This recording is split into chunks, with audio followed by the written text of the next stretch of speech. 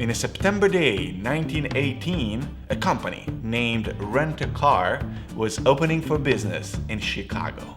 In more than 100 years, that company, renamed Hertz, passed from having 12 Model Ts to a fleet composed by more than 500,000 cars. But last Friday, it filed for bankruptcy. So, let's see what it means and why this isn't just coronavirus' fault. Before that, a quick note. Hertz, it's not going to shut down. At least not for the moment.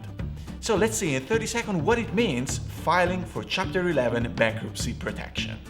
We have two kinds of bankruptcy, Chapter 11 and Chapter 7. The first one, it's like calling a timeout in a basketball game. The second one is the equivalent of throwing the towel in a boxing match. Chapter 11 is reorganization. You have a lot of debt.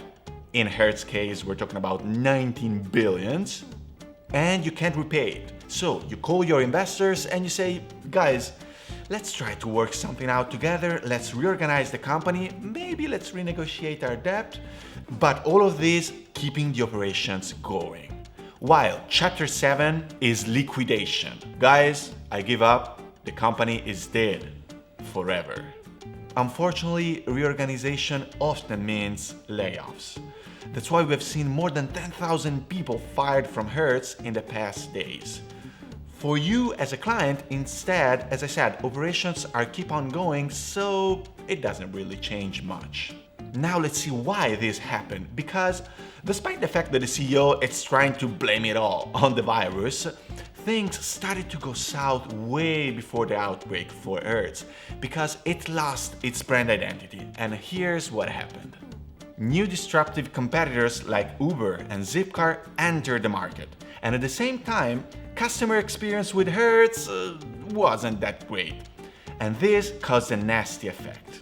Price-sensitive customers chose cheaper alternatives, while high-end ones went for better experience. Hertz tried to compete in both battlefields, but it ended up losing a lot of money in the process, because by not having a clear identity, it was too expensive for being cheap, but not so premium for being elite. It accumulated a lot of debt in the past months, losing more than 90% of its stock value, and finally, last Friday, it filed for bankruptcy. So, coronavirus fast-forwarded exponentially this process, but trouble has started years ago for Hertz. And so, the takeaway of this story is if you lose your brand identity, sooner or later, you will lose your business too.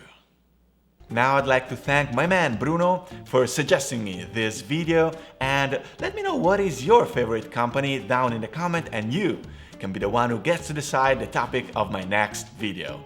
If you learned something new, then please like, share, subscribe to my YouTube channel Tales of Startup, and I'll see you in the next one. And as Bruno says, Fai a modino.